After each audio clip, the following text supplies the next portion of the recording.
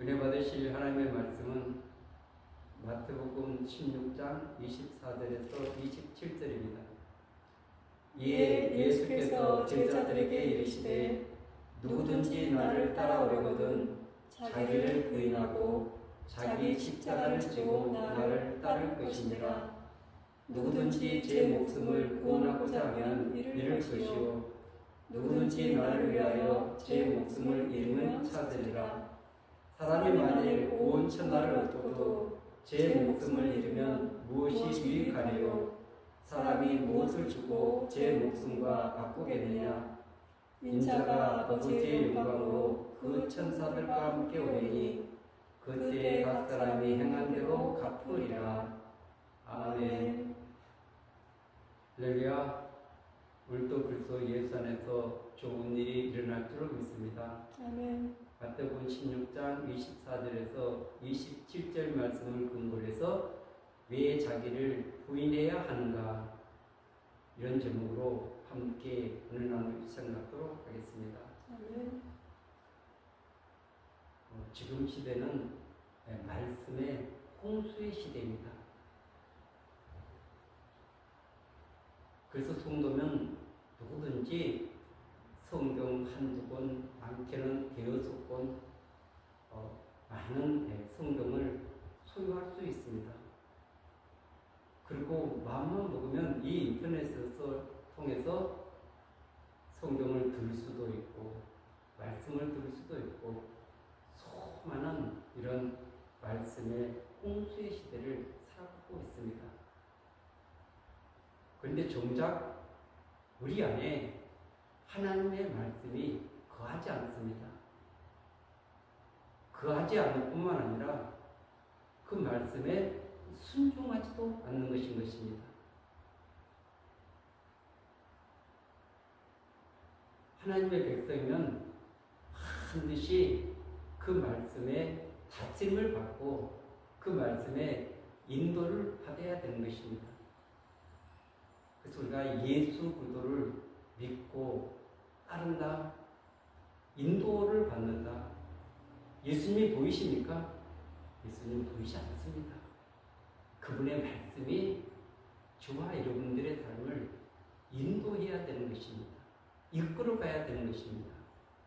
이 본질을 알지 못하고 깨닫지 못하면 신앙생활의 중요한 부분을 다 놓쳐버리는 것입니다.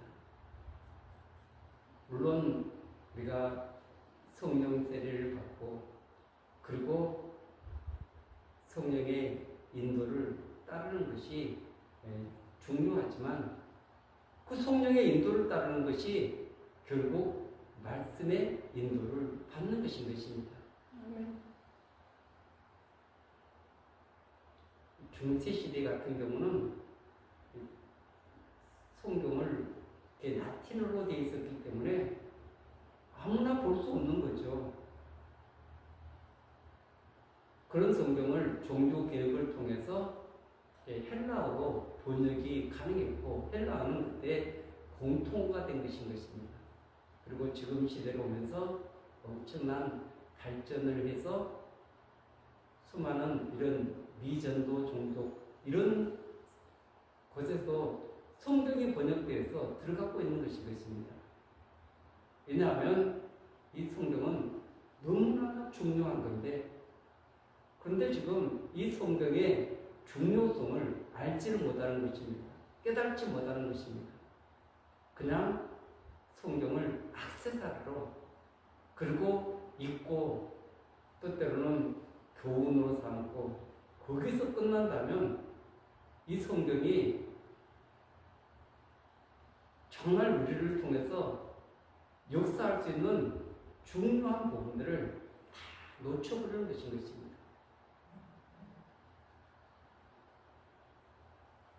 이 마태복음 16장에는 가이사랴 빌립보에서 그 제자들에게 예수님이 누구냐고 질문하는 내용으로부터 시작하고 있습니다.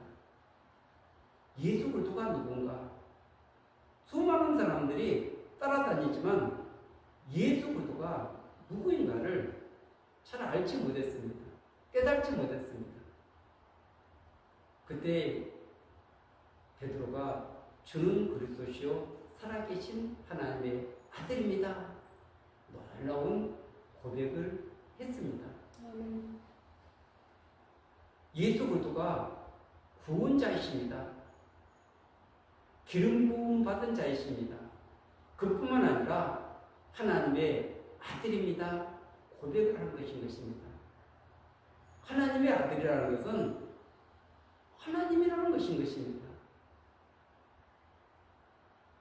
여러분, 우리가 짐승을 보고 그 짐승의 새끼를 사람이라고 칭할 수 없는 거죠. 왜냐하면 짐승이 나왔기 때문에 짐승이 될 수밖에 없습니다.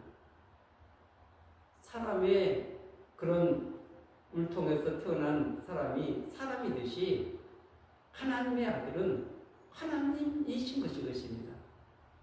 그래서 우리가 그냥 하나님의 아들입니다 그러니까 지금 수많은 이단들이 자기들이 교주가 보혜사다 이렇게 하나님이다 수많은 이런 잘못된 교리를 가지고 수많은 영혼들을 유혹시키고 있습니다. 그 영혼들이 얼마나 불쌍합니까? 그 피조물이 어떻게 하나님이 될 수 있겠습니까? 근데 오늘 이 본문 속에 우리가 읽지는 않았지만 그 앞에 보면은 그 예수님께서 21절에 보면 이때로부터 예수 그리스도께서 자기가 예루살렘 올라가 장로들과 대제사장들과 서기관들에게 많은 고난을 받고 죽음을 당하고 제3일에 살아나야 할 것을 제자들에게 비로소 나타내시니. 아멘. 예수님의 그 정체성을 여기서 드러내고 있는 것입니다. 예수님은 죽으시기 위해서 이 땅에 오신 것입니다.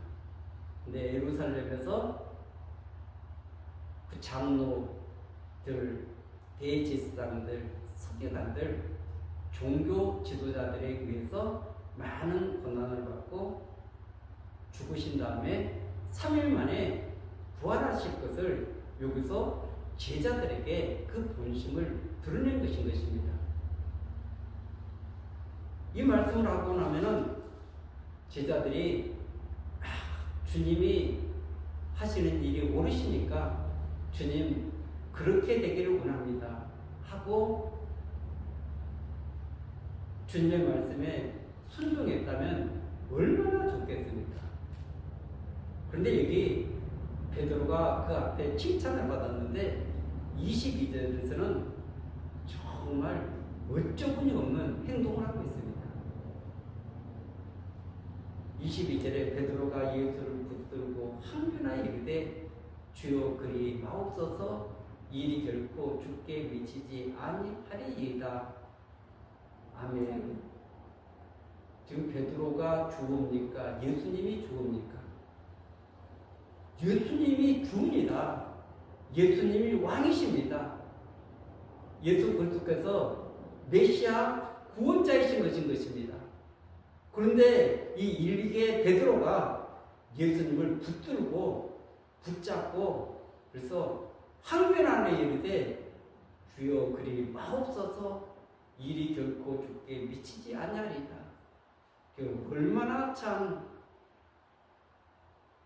주님에 대해서 알지 못하기 때문에 깨닫지 못하기 때문에 이런 어리석은 행동을 하고 있는 것입니다. 결코 그 주님의 그 십자가 사건을 일어나지 못하도록 막고 있는 베드로의 그 육신의 모습을 보게 되는 것입니다. 그래서 예수님께서 23절에 보면 돌이키시며 베드로에게 이르시되 사탄아 너희로 물러가라 너는 나를 넘어지게 하는 자로다 내가 하나님의 일을 생각하지 않냐고 도리어 사람의 일을 생각하는도다 하시고. 아멘. 하나님의 일, 사람의 일. 여기서 수많은 믿음의 사람들이 하나님의 일을 한다고 하면서도 사람의 일을 할 때가 너무 많습니다.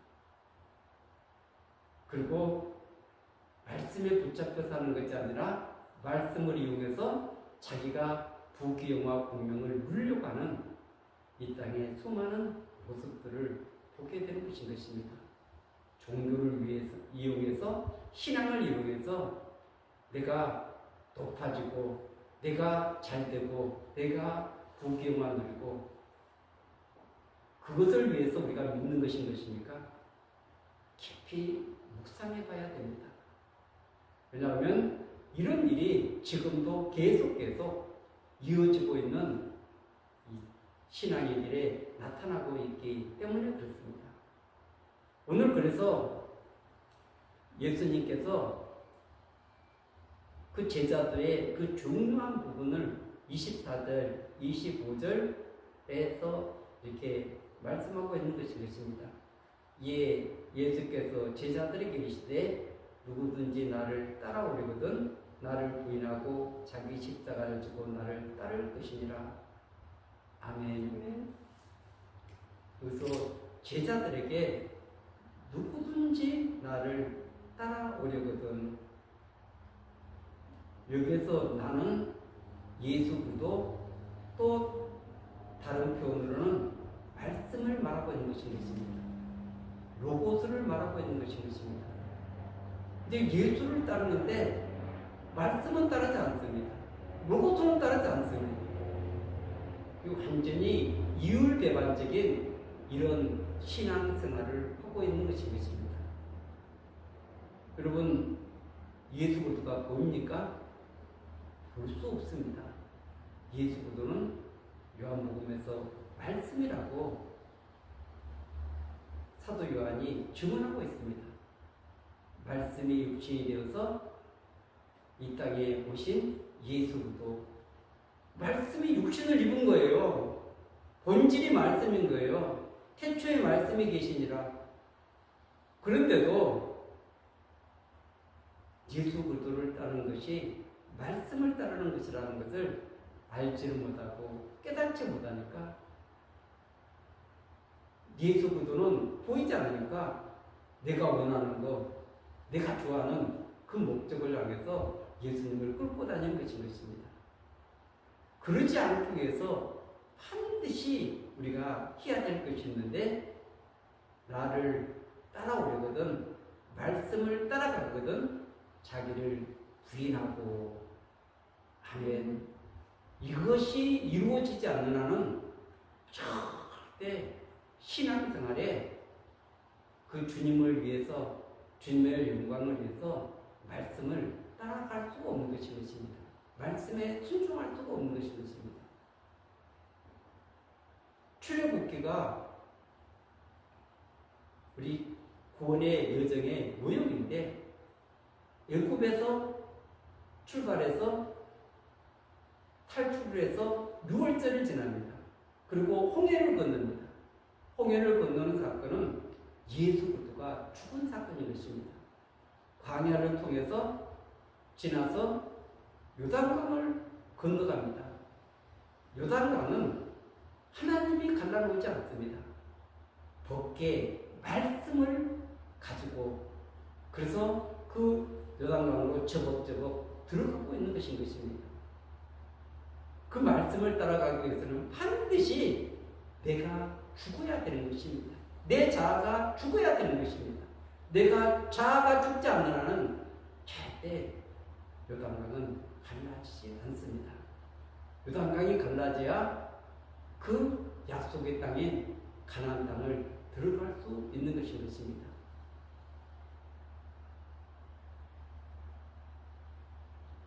나를 부인하고 자기 십자가를 지고 말씀을 따라가라고 오늘 주님은 우리에게 권면하고 있습니다. 이 일이 이루어지지 않는 한은 반드시 내가 주체가 되어서, 내가 주인이 되어서 주님을 이용하는 것입니다. 말씀을 이용하는 것입니다. 우리는 말씀에 순종하는 자가 되어야 됩니다. 말씀에 붙잡혀서 그 말씀에 이끌림을 받는 저와 여러분들이 반드시 되어야 될 줄 믿습니다.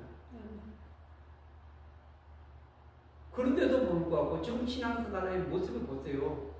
전부 다 그리스도를, 그 말씀을 이용해서 이 세상에서 내가 기득권을 누리는 이 엄청난 잘못된 역사가 지금 우리 삶 속에서 펼쳐지고 있는 것입니다. 이 부분을 바르게 이해하지 못하면 신앙의 깊은 데로 절대 들어갈 수가 없습니다. 우리가 잘 아는 그 앞에 보면은 마태복음 13장에 보면 그 씨 뿌리는 비유 얼마나 유명합니까? 그런데 이 네 가지 밭이 있습니다. 길가밭, 돌짝밭, 가시밭, 옥토. 이 세 가지 밭은 열매를 맺을 수 없는 밭들인 것입니다. 이 밭을 가지고도 우리는 괜찮아 이렇게 착각을 하고 있습니다. 반드시 옥토밭이 돼야만이 열매를 30배, 60배, 100배로 맺게 되는 줄 믿습니다. 옥토밭의 특징은 무엇입니까? 그 밭은 그 말씀이 그 안에서 역사할 수 있는 밭인 것입니다. 왜 역사를 합니까? 자신이 죽었기 때문에. 그래서 말씀이 심겨져서 그 말씀이 열매를 맺을 수밖에 없는 그런 밭이 되었다는 것입니다. 이 부분을 이해하지 못하면 이 씨 뿌리는 비유, 이게 하나님 나라에서 얼마나 중요한 말씀입니까? 그런데도 말씀을 건성으로 듣고 왔다가 그냥 가버리는 이 밭은 전부 다 열매 맺을 수 없는 밭들인 것입니다. 또 때로는 은혜도 받습니다. 은혜도 받지만 그러나 결정적인 때 그 말씀에서 돌아서는 이런 모든 것들은 전부 다 열매 맺을 수 없는 밭들을 지칭하고 있는 것입니다. 우리 밭을 한번 보세요. 내 마음의 밭에 그 말씀의 씨앗이 떨어져서 지금 열매 맺고 있는가? 그래서 이제는 내가 산 것이 아니요 내 안에 그리스도께서 그분의 말씀이 저와 여러분들을 이끌어갈 때 하나님의 뜻이 이루어지게 될 줄 믿습니다. 하나님의 영광이 드러나게 될 줄 믿습니다. 이 반대를 가지고서는 절대 하나님을 기쁘시게 할 수 없습니다. 하나님의 뜻을 이루어갈 수가 없습니다. 그래서 말은 거창하게 내가 주님의 일을 합니다. 주님의 뜻을 이루어갑니다. 이렇게 하지만 본질에 들어가서는 절대 예수를 따르는 것이 아니라 내가 원하는 그 모든 일들을 이루어가고 있는 것입니다. 20절에, 25절에 보면 누구든지 제 목숨을 구원하고자 하면 잃을 것이요 누구든지 나를 위하여 제 목숨을 잃으면 찾으리라. 아멘. 내 자아가 죽지 않는 한은 절대 그 말씀은 내 삶을 지배할 수가 없습니다. 내 삶을 이끌어갈 수가 없습니다. 우리 목숨이 얼마나 중요합니까? 단 하나뿐인 이 생명. 그런데 이 육의 몸은, 이 육신의 자는 반드시 죽어야만이 그분의 생명이, 그분의 말씀이 우리 안에 역사해서 우리를 새롭고 사는 길로, 영원한 길로 이끌어가게 될 줄 믿습니다. 우리가 이 세상의 땅의 것, 길을 아무리 찾아봐야 그것은 다 썩어질 것들인 것입니다. 다 사라질 것들이에요. 찰나적인 것들이에요. 순간적인 것들이에요. 영원한 것은 그분의 말씀이, 예수가 저와 여러분들을 인도할 때만이 이 모든 것들이 가능한 줄로 믿습니다. 아멘. 아직도 우리가 삶 속에서 그 말씀이 나를 지배하지 못하는 이 분명한 이유를 반드시 주와 여러분들의 마음에 새기셔야 됩니다. 새기시고 그리고 나를 부인하는 그리고 그 십자가를 지고 가는 것은 그 형틀에 박힐 사람이 십자가를 지고 가는 거지 그 십자가에서 죽지 않는 사람이 십자가를 지고 갈 수 있겠습니까? 아닙니다. 물론 예수님은 너무 고통스러워서 구린의 시몬이 대신 그 십자가를 지고 가지 않습니까? 근데 나의 십자가는 내가 죽어야 되는 것입니다. 반드시 내가 죽을 때 그분의 말씀이 저와 여러분들의 삶 속에서 역사하게 될 줄로 믿습니다. 우리 삶을 이끌어가게 될 줄로 믿습니다. 지금 이 불순종의 역사를 계속 하고 있으면서도 나는 괜찮아 이렇게 착각하고 있는 거예요. 믿음으로 의롭다함을 받았으니까. 하나님의 나라는 그분의 통치인 것입니다. 그분의 말씀에 다스림을 받는 그것이 하나님의 나라인 것입니다. 제사함을 받은 그 백성들이 그 말씀의 통치를 받고 그분의 인도를 따를 때 진짜 하나님 나라 백성으로서 살아갈 수 있는 것입니다. 나는 지금 예수를 따르고 있는가? 그분의 말씀을 따르고 있는 것인가? 아니면 내가 원하는 것, 내가 좋아하는 것 그거 하면서 예수님을 이용하고 그 말씀을 이용해서 우리가 살아가고 있는가? 이런 모든 것들은 유혹의 역사라는 것입니다. 그래서 미혹을 받지 마라. 그 첫째 말이 흰말 아닙니까? 그 7인 중에서 첫째 말이 흰말인 것은 지금 이 미혹의 역사가, 이 속이는 역사가 수없이 일어나고 있는데 이것을 알지 못하니까 자기 잘 안 죽으면 자기가 원하는 대로 주님을 이끌고 가는 것입니다. 그래서는 절대 열매 맺을 수 없고 그분의 통치가 우리 안에서 이루어질 수 없는 것입니다. 오늘 27절에 보면은 인자가 아버지의 영광으로 그 천사들과 함께 오리니 그때에 각 사람이 행한 대로 갚으리라. 아멘. 주님이 은혜로 구원받았는데 여기서는 또 그 재림 때는 행한 대로 갚으리라. 지금 이 말씀을 하고 있는 것은 그만큼 이 순종이 어렵다는 것입니다. 그래서 이 겉만 거치고 우리가 화려하게 이 신앙생활 한다고 되는 것이 결코 아닌 거예요. 여러분들이 이 말씀을 깊이 묵상해야 됩니다. 그리고 정말 나는 이 자아가 누구인가? 저도 이 부분에 대해서 날마다 참 너무나 괴롭습니다. 내 자아가 잘 죽지 않아서 때때로는 인간적인 생각들이 너무 많이 나오다 보니까 그래서 사도 바울은 고린도전서 15장 31절에 나는 날마다 죽노라 이렇게 고백을 하고 있는 것이 있습니다. 사도 바울이 그랬다면 우리는 분초마다 죽어도 부족한 사람들인 것입니다. 한 번 죽는다고 되는 것이 결코 아니기 때문에 바울도 나는 날마다 죽노라. 아멘. 이것은 계속 잘 올라오기 때문에 그런 것입니다. 그래서 그 순종하기 위해서 날마다 분초마다 내 자아를 못 받고 그 말씀에 의지해서 순종하고 나갈 때 아름다운 결실의 열매가 맺혀지게 될 줄로 믿습니다. 그래서 왜 자기를 부인해야 하는가?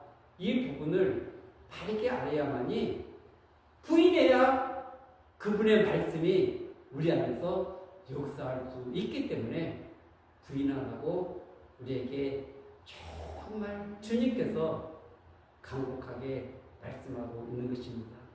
이것은 우리 영혼이 죽고 사는 문제인 것입니다.